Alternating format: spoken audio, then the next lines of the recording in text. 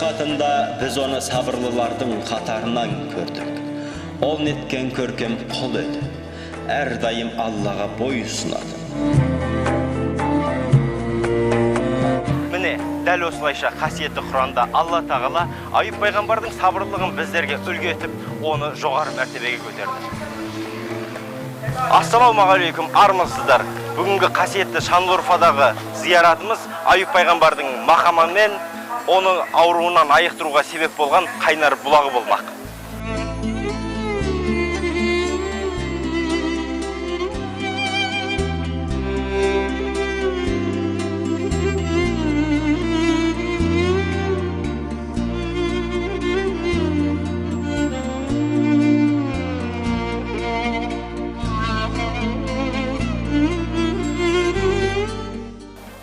Алла тағала тарапынан сабырлығымен насихатталған Аюб алейхиссаламның есімі Құран кәрімде 4 жерде кездеседі. Аюб пайғамбардың әкесі де, шешесі де пайғамбарлар ұрпағынан. Әкесі Ибрахим алейхиссаламның сойынан келсе, шешесі Лут пайғамбардың тегінен, ал өзі Яқуб пайғамбардың замандасы. Аюб пайғамбар өз заманының ең дәулетті адамдарынан еді. Үйір-үйір жылқыға, табын-табын сиырға, отар-отар қойға, мыңғырған малға ие болған Аюб өте жомарт, асқан қайырымды, жетім жесірлерге пана, жарлы жақыбайларға қамқор жан еді. Десе де барлық пайғамбарларға келген сынақ Аюб алейхиссаламға да келеді. Алла тағала сүйікті құлын мыңғырған малынан да, өбірлі-шөбірлі отбасынан да, сау-саламат болған денсаулығынан да бір сәтте айырады.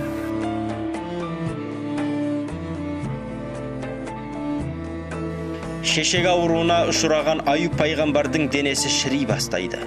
Жанындағы жарынан басқасының бәрі Аюбтан теріс айналады. Бірде жарының ауруына төзе алмаған бәйбішесі Аюбқа: «Сен дұғасы қабыл болатын пайғамбарсың, Алладан ауруыңа шипа тілесең қайтеді», дейді. Сонда Аюб пайғамбар: «Уа бәйбіше, Алла тағала қанша жыл денімізге саулық берген еді?» деп сұрайды. Бәйбішесі: «80 жыл» дейді. «Ал ауыр тапқаныма қанша жыл болды?» дейді Аюб.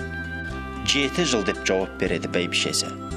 Сол кезде Аюб тұрып, 80 жыл бойы денсаулық берген Алладан 7 жылдық ауру үшін шипа сұрауға ұяламын дейді. Басына түскен осыншама тауқыметке қарамастан Аюб сарқылмас сабыр, түгесілмес төзім көрсете біледі. Міне, дәл осы жер Аюб пайғамбардың Алла тағала тарапынан келген сынақты бетпе-бет қарсы алған жері. Бұл жер Аюб пайғамбардың сабыр мақамы деп аталады. Үңгір зиярат етуші адамдардың кіріп шығуына ыңғайлы болсын деп біраз кеңейтілген. Зиярат етушілер жылдың қай мезгілі болсын үзілмейді. Туристердің де қарасы өте көп. Бұл жерлердің барлығы бізге Аюб пайғамбардың насихатын, әсіресе сабырлық хикметін еске түсіріп тұрады. Кейбір деректерге қарасақ, пайғамбардың денесіне түскен құрт тілі мен жүрегіне жеткенде ғана пайғамбар: «Уа Раббым, өзіңді зікір ететін тіліммен, пікір ететін жүрегімді құрттаудан аман етші» деп дұға қылған деседі. Құран кәрімде де оның осыншама қиыншылықпен, қайғы-қасіретке душар болғанына қарамастан, шүкір етуді тоқтатпай, сабырмен: «Уа Раббым, бұл дерт белімді бүктірді, жаныма қатты зақым тигізді, сен мархамет етушілердің ең абзалысың» дейді.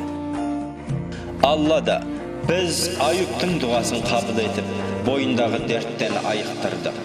Сондай-ақ құлшылық етушілерге ғибрат болсын деп, оған отбасын қайтардық және еселер нығмет бердік дейді. Осылайша Алла тағала Аюб пайғамбарға аяғыңды жерге ұр, шыққан суды іште жуын деп дертіне шипа дарытады. Міне осы құдық сол Аюб пайғамбардың ауруына шипа болған судың орны деседі.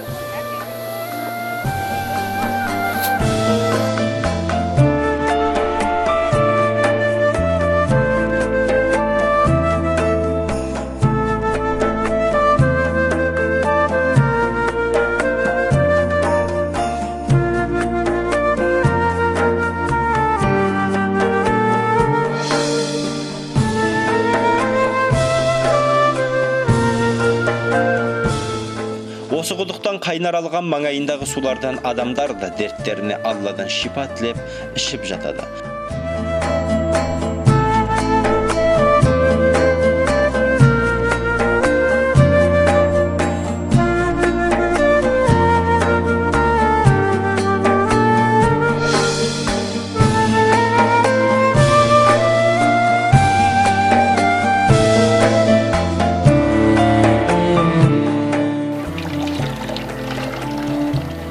осылайша шипалы құдықтан қайнар алған сулардан адамдар Алла тағаладан дерттеріне шипа тілеп ішіп жатады.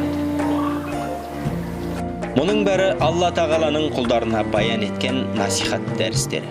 Айып пайғамбар бір сәтте қорасындағы малынан, отбасындағы жанынан адамға ең құнды болған, бар байлықтан үстін тұрған денсаулығынан айырылса да, Алла тағала бұл мүліктің бәрі өзіңнің аманатың ғана, өзің бересің, қайтып аласың деп көркем сөзбен сабырдың үлгісін қалдырды. Бұның сый ретінде Алла оған малын да, жоғалтқан жанын да, тіпті денсаулығын да еселеп қайтарып, байырғы күйіне оралтты.